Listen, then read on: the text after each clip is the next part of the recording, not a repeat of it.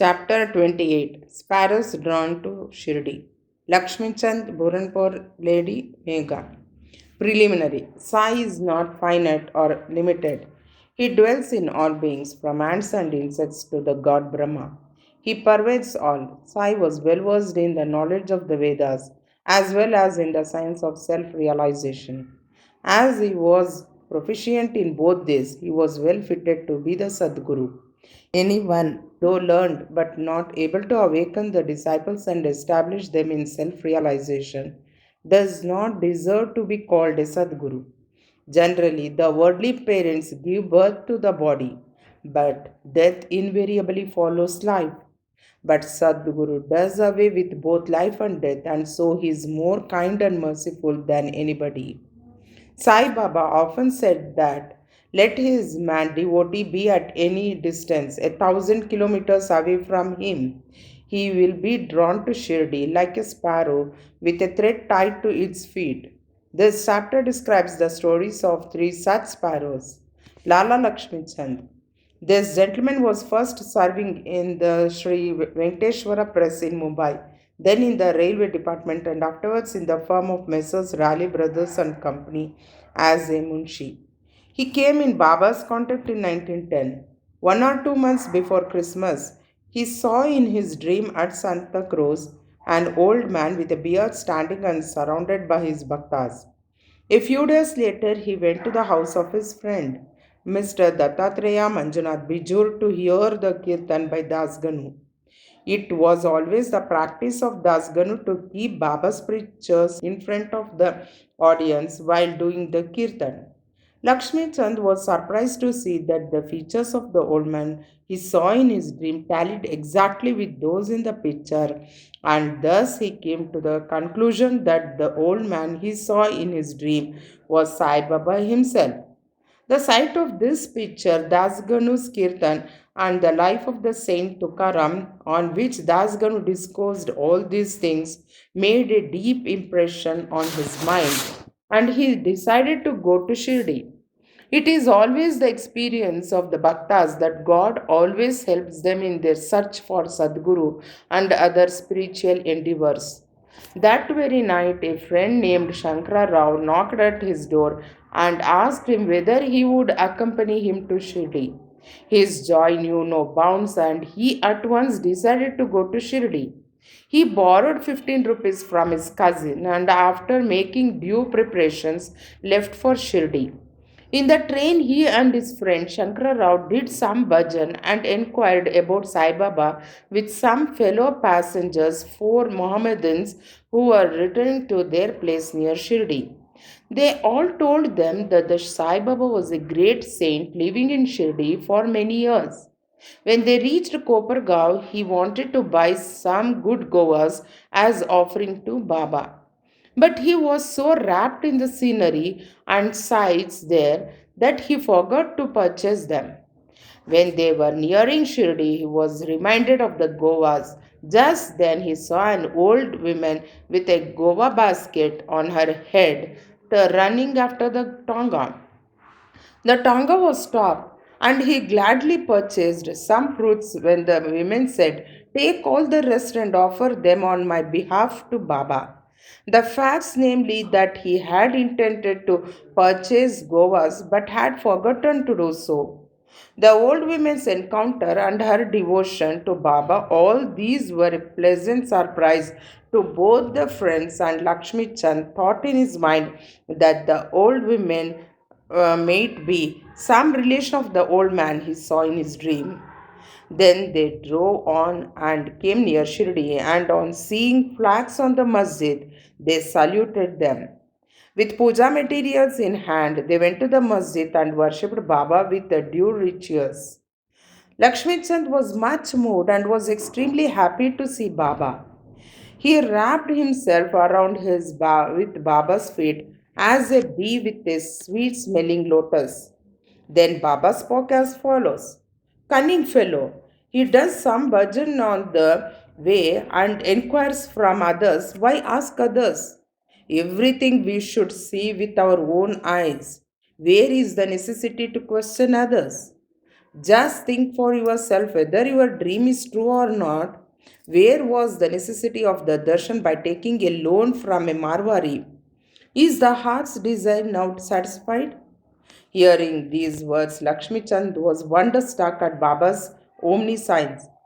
He was at a loss to know how Baba came to know about all the things that had happened en route from his house to Shirdi.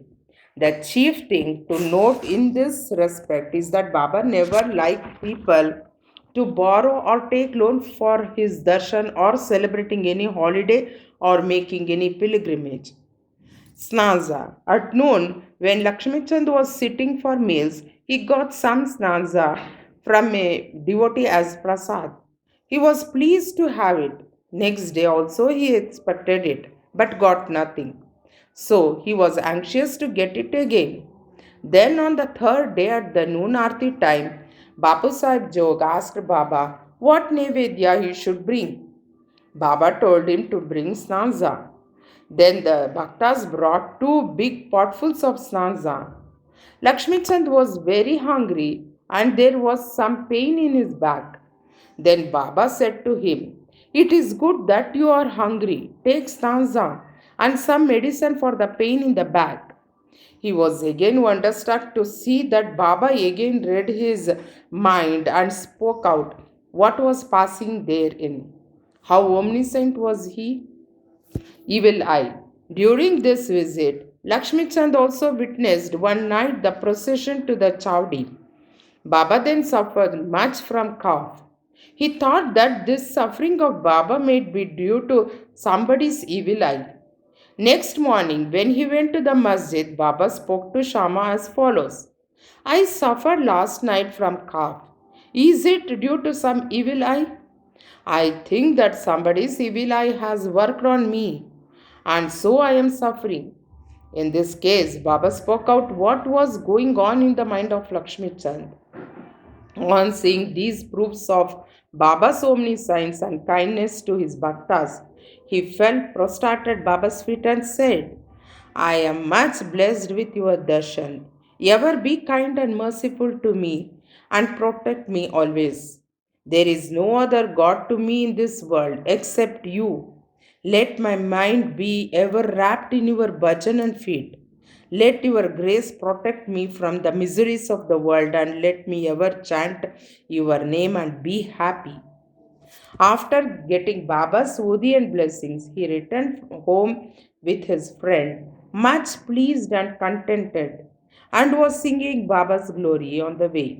He remained a staunch devotee of Baba then onwards and always sent garlands of flowers, camphor, and dakshina with any person of his acquaintance bound for Shirdi. Boran poor lady. Now let us turn to another sparrow devotee. One lady in Boranpur saw in her dream Sai Baba coming to her door and begging khichdi for his meals. On waking up, she saw nobody at her door. However, she was pleased with the vision and told it to all, including her husband. He was employed in the postal department, and when he was transferred to Akola, both husband and wife, who were devout persons, decided to go to Shirdi. Then, on a suitable day, they left for Shirdi and, after visiting Gomati Tirth on the way, reached Shirdi and stayed there for 2 months. Every day they went to the masjid, worshipped Baba, and passed their time happily. The couple came to Shirdi to offer khichdi as nevedya, but for the first 14 days, somehow or other, it could not be offered. The lady did not like this delay or tardiness. Then on the 15th day, she came at noon to the masjid with her khichdi. There she found that Baba and others were already sitting for meals and that the curtain was down. Nobody dared enter in when the curtain was down, but the lady could not wait. She lifted up the curtain and entered. Strange to say that Baba seemed that day hungry for khichdi and wanted that thing first. And when the lady came in with the dish, Baba was delighted and began to eat morsel after morsel of khichdi. On seeing the earnestness of Baba in this respect, everybody was wonderstruck, and those who heard the story of Khichdi were convinced about his extraordinary love for his devotees. Megha. Now let us go to the third sparrow. Megha of Viramgao was a simple and illiterate Brahmin cook of Rao Bahadur H.V. Sheth. He was a devotee of Shiva and always chanted the five-syllabled mantra Namah Shivaya. He did not know the Sandhya nor its chief mantra, the Gayatri. Rao Bahadur Sheth was interested in him, taught him the Sandhya and the Gayatri. Sheth told him that Sai Baba of Shirdi was the embodied form of God Shiva and made him start for Shirdi. At Bharuch railway station, he learned that Sai Baba was a Muslim and his simple and orthodox mind was much perturbed at the prospect of bowing down to a Muslim. And he prayed to his master not to send him there. His master, however, insisted on his going there and gave him a letter of introduction to his Seth's father in law, Ganesh Damodar alias Dada Kelkar at Shirdi, to introduce him to Sai Baba. When he reached Shirdi and went to the masjid, Baba was very indignant and would not allow him to enter. Kick out the rascal, roared Baba, and then said to Megha, You are a high caste Brahmin, and I am a low Muslim. You will lose your caste by coming here. Just get away. On hearing these words, Megha began to tremble. He was wondering as to how Baba had come to know about what was passing in his mind. He stayed there for some days, serving Baba in his own way, but was not convinced. Then he went home and then to Triambak and stayed there for a year and a half. Then again he returned to Shirdi. This time, at the intercession of Dada Kelkar, he was allowed to enter the masjid and stay in Shirdi. Sai Baba's help to Megha was not through any oral instruction. He worked upon Megha internally with the result that he was considerably changed and benefited. Then Megha began to look upon Sai Baba as an incarnation of Shiva. In order to worship Shiva, bell leaves are required, and Megha used to go miles and miles every day to bring them and worship his Shiva. His practice was to worship all the deities in the village and then come to the masjid. And after saluting Baba's asan, he worshipped Baba and after doing some service, drank the washing tirth of Baba's feet. Once it so happened that he came to the masjid without worshipping Khandoba as the door of the temple was closed. Baba did not accept his worship and sent him back again, saying that the door was open then. Megha went, found the door open, worshipped the deity, and then returned to Baba as usual. Ganga's bath. On one Makara Sankranti day, Megha wanted to besmear the body of Baba with sandal paste and bath him with Ganga's water. Baba was first unwilling to undergo this, but at his repeated request, he consented. Megha had to traverse a distance of 8 kilometers to bring the sacred water from the Godavari river. He brought the water, made all the preparations for the bath at noon, and asked Baba to get ready for the same. Then Baba again asked him to be spared from his bath, saying that as a fakir he had nothing to do with Ganga's water. But Megha did not listen to him. He knew that Shiva is pleased with Abhishek on that auspicious day. Baba then consented, came down and sat on a wooden board and projecting his head said, Oh Megha, do at least this favor. Head is the most important organ of the body. So pour the water over that only. It is equivalent to the whole bath. All right, said Megha, and lifting the water pot up began to pour it on the head. But in doing this, he was so much overwhelmed with love and that he cried out, Har Har Ganga, and emptied the pot on the whole body. He kept the pot aside and began to look at Baba. But to his surprise and amazement, he found that only Baba's head was drenched while the body quite dry. Trident and Pindi. Megha worshipped Baba at two places in the masjid. He worshipped Baba in person and in the Wada. Baba's big picture given by Nana Sahib Chandorkar. This he did for 12 months. Then, in order to appreciate his devotion and confirm his faith, Baba gave him a vision. One morning, when Megha was still lying down on his bed, with eyes closed but internally awake, he was clear Baba's form. Baba, knowing him to be awake, threw Akshata and said, Megha, draw a trident, and disappeared. Hearing Baba's words, he eagerly opened his eyes, saw no Baba there, but only rice grains spread here and there. He then went to Baba, told him about the vision, and asked permission to draw trident.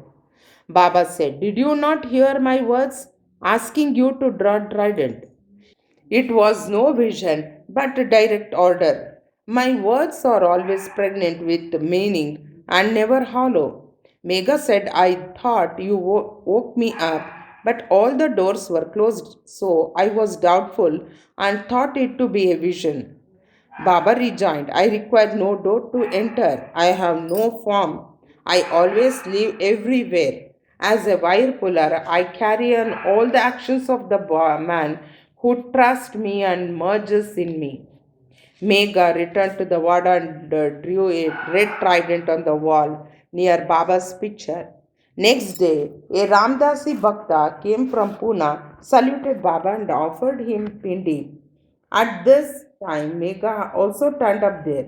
Baba said to him, See, Shankar has come. Protect him now. Megha was pleasantly surprised to see Pindi.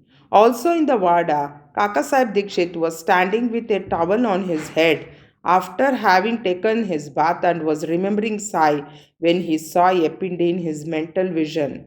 While he was wondering about this, Megha came and showed him the pindi presented to him by Baba. Dikshit was happy to know that this pindi exactly tallied with the one he saw a few minutes before in his vision. In a few days after the drawing of the trident was complete, Baba installed the pindi near the picture which Megha was worshipping. The worship of Shiva was dear to the Megha, and by the drawing of the trident and the installation of the pindi, Baba confirmed his faith therein. After continuous service of Baba for many years, doing regular worship and arti every noon and evening, Megha passed away in 1912. Then Baba passed his hands over his mortal remains and said, This was a true devotee of mine. Baba also ordered that at his own expense, the funeral dinner should be given to the Brahmins, and this order was carried out by Kaka Sahib Dikshit. Bo to Sri Sai, peace be to all.